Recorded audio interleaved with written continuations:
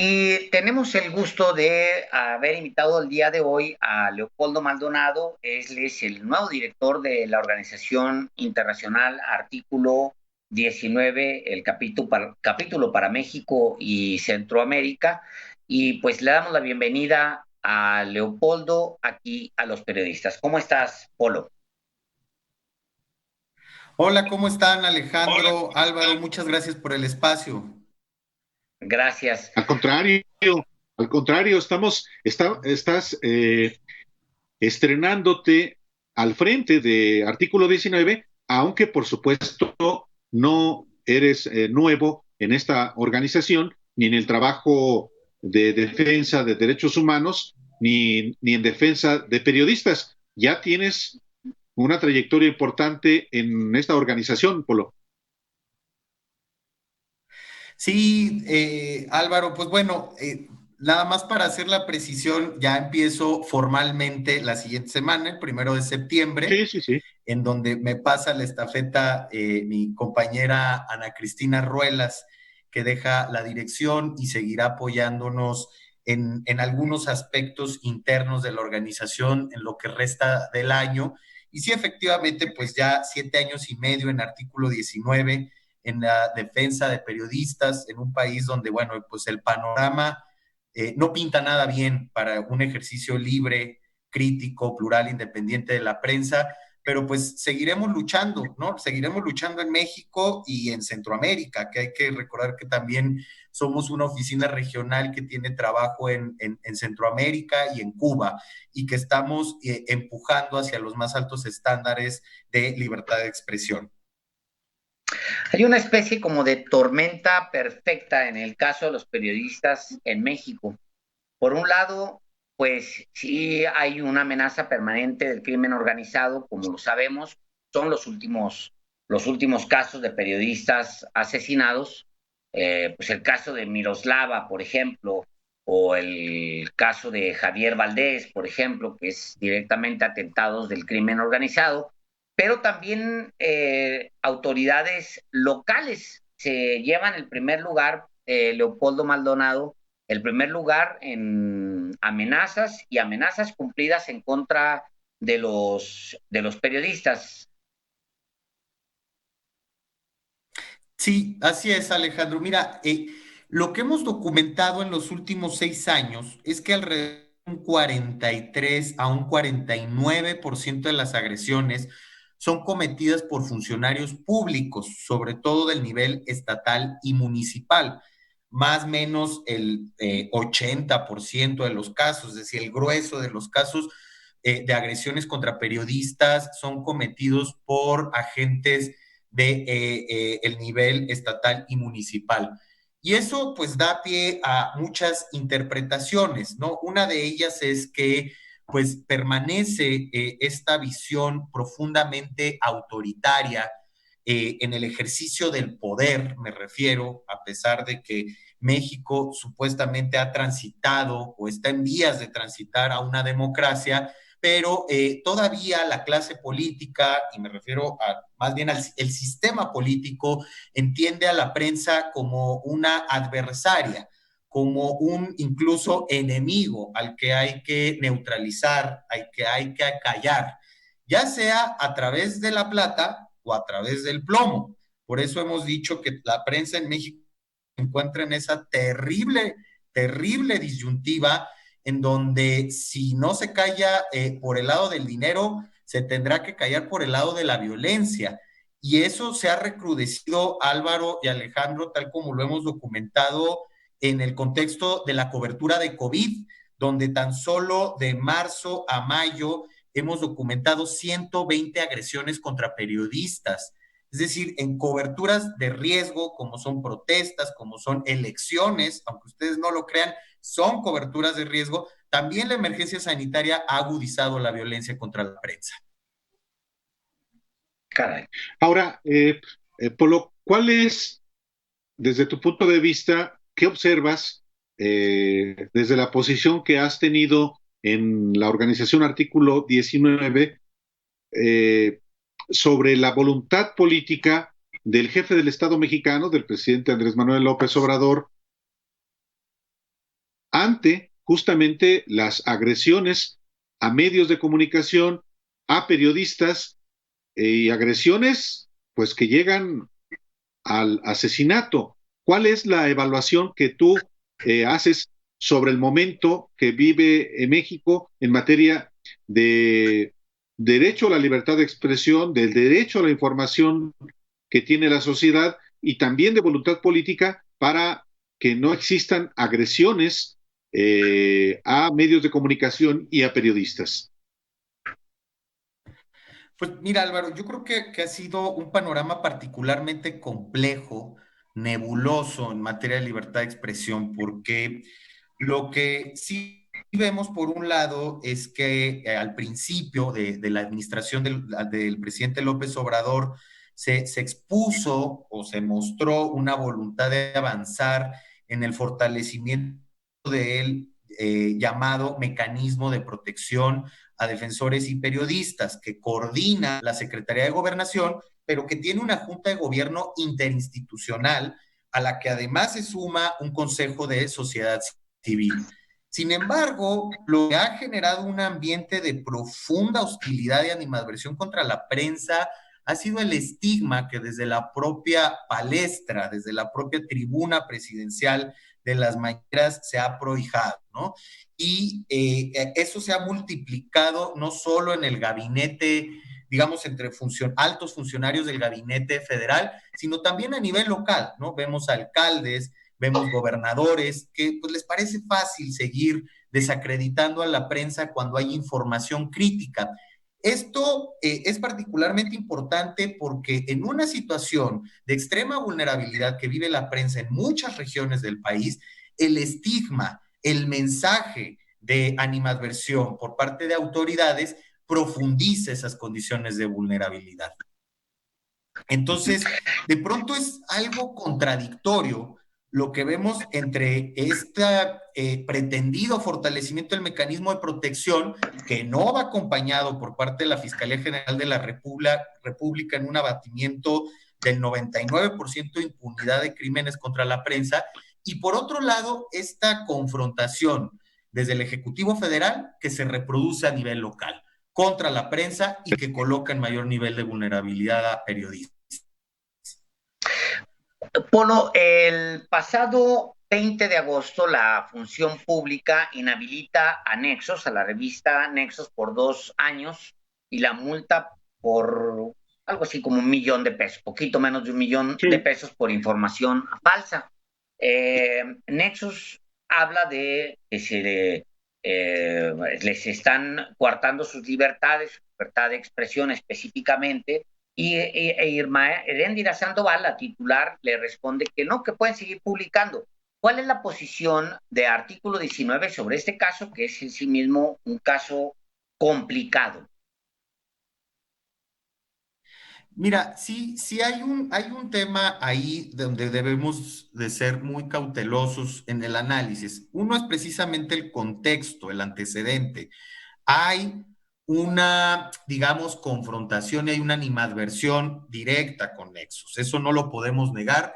Y ese contexto, el hilado fino a partir de ese contexto, es el que despierta suspicacias, porque si después vemos que la supuesta presentación de documentos falsos, en donde, bueno, Nexos ya públicamente expuso su posición, no solamente en términos políticos, sino jurídicos, y dijo que no presentaron documentación falsa, pero suponiendo que la haya presentado, la medida de sanción sí se antoja desproporcionada, ¿no? Si hacemos un comparativo con casos graves de corrupción, en donde, por ejemplo, León Barlet, el hijo de Manuel Barlet, fue multado con 2 millones de pesos por un tema en donde estaban implicados 31 millones de pesos de sobreprecio de los ventiladores, pues de pronto nos checa como un contrato con el IMSS, que es la adjudicación directa que fue sujeta a escrutinio por parte del órgano interno de control del Instituto Mexicano del Seguro Social, un contrato de 74,000 pesos con impuestos, es decir, estamos hablando 66,000 pesos sin IVA, pues básicamente, pues no checa, no es una es una multa que alcanza 1,325% del monto del contrato y 2 años de inhabilitación. Esto nosotros, junto con Fundar y la Comisión Mexicana de Defensa y Promoción de Derechos Humanos, que nos pronunciamos el viernes, consideramos que puede configurar un mecanismo de censura indirecta. Si a eso le sumamos que los mecanismos de falta de claridad en los mecanismos de asignación de publicidad oficial, que es un lastre histórico que venimos arrastrando, y también, digamos, los mecanismos de sanción en términos de esa asignación de la publicidad oficial no son claros y se toma de una ley y luego se toma de otra con tentillo, pues bueno, tenemos la tormenta perfecta para que este tipo o el caldo de cultivo para que este tipo de sanciones se impongan. Aquí justo es digamos, la visión que tenemos de esta problemática con Nexos, que ahora pues se va a prolongar y se va a ir a los tribunales, y ahí es donde veremos realmente qué es lo que determinan los órganos judiciales. Pero de veras, Leopoldo, puede configurarse siquiera una insinuación de censura. Eh, yo sí creo que la multa es desproporcionada. La multa impuesta por la Secretaría de la Función Pública contra la revista Nexos, con base en un documento falso que dice la autoridad que se presentó, pero pues nadie ha callado a quienes escriben en esa revista, y lo hacen de manera cotidiana, desde sus diferentes tribunas también. Sí hay una animosidad política, se desprende de lo que la secretaria de la Función Pública. Hablar de censura no es un exceso también. Mira, por eso hemos analizado este asunto bajo la perspectiva de lo que la Comisión Interamericana de Derechos Humanos llama como censura indirecta. Es decir, no hay una requisa del medio, no lo cerraron, no le quitaron sus computadoras, sus imprentas, pero digamos que la medida sancionadora desproporcionada genera un efecto o puede generar un efecto inhibidor a la par de la prohibición de contratar publicidad oficial durante los próximos 2 años. Por eso se llama de esta manera, censura indirecta, censura sutil, y es un mecanismo en donde evidentemente no se están cerrando las vías de comunicación de manera directa, pero digamos que esta, como tú le has dicho, animosidad se va traduciendo en ciertas medidas por parte del Estado mexicano que comienzan a minar la posibilidad de que un medio sea abiertamente crítico o sea abiertamente confrontativo, si así lo decide, con el gobierno actual. Polo, efectivamente, hoy en la mañana fue motivo de discusión. Creo que hoy o ayer en la mañana se planteó allí durante la conferencia de prensa del presidente López Obrador, se planteó el asunto de la publicidad. Alguno de los que están permanentemente ahí en esta conferencia, un señor Pozos, le plantea la desaparición del fondo que se destina a la publicidad oficial, y el presidente dice, bueno, vamos a revisarlo. ¿Cuál es la realidad en este momento con la publicidad oficial y con el gobierno de Andrés Manuel López Obrador? Mira, Alejandro, qué bueno que tocas el tema porque justo también lo mencionábamos en el tema de Nexus. Hay varias cuestiones. Una tiene que ver precisamente con la orden que en 2017 da a la Suprema Corte para que el Congreso de la Unión legisle en la materia. El resultado de ello fue una Ley General de Comunicación Social aprobada en abril del 2018 que no cumplió con los parámetros mínimos establecidos por nuestro Tribunal Constitucional. Ante ello, la Comisión Nacional de los Derechos Humanos, perdón, ¿se mande? La ley Chayote. así se le ha denominado, porque lo único que hizo fue darle forma a las malas prácticas que se venían arrastrando décadas atrás, ¿no? Al mecanismo de premio y castigo con el que, como, con el, la manera como se utiliza la publicidad oficial es un mecanismo de premio y castigo a las líneas editoriales según sean favorables o no al gobierno en turno o a los gobiernos en turno, porque aquí también entran los gobiernos estatales y municipales. Entonces, esta ley general de comunicación social, porque además es una ley a la cual se deberán adecuar las normatividades locales, lo único que hizo fue darle legalidad a lo que era ilegal y no estableció pautas y criterios claros de asignación de la publicidad oficial, manteniendo este esquema de discrecionalidad. Efectivamente, durante el gobierno, el primer año de gobierno, se disminuyó en 2/3 el gasto de publicidad al último año de Enrique Peña Nieto. Estamos hablando de que se habían ejercido 10,000 millones de pesos en el 2018, mientras que en el de Andrés López Obrador se ejercieron alrededor de 3,000, 4,000 millones de pesos. Pero otra vez encontramos estas grandes disparidades en la asignación de la publicidad oficial, donde 3 medios de comunicación se llevan el 47% del pastel. No sabemos realmente por qué, porque no hay criterios claros de asignación, ni en la Ley General de Comunicación Social, ni en la política del gobierno federal en materia de comunicación social. Quiero darles un dato que es preocupante. La Suprema Corte ya estaba por revisar en el Tribunal Pleno, ¿no? Los 11 ministros y ministras estaban por hacer el estudio de esta Ley General de Comunicación Social impugnada por la CNDH, pero ya no está en la lista de asuntos a revisar.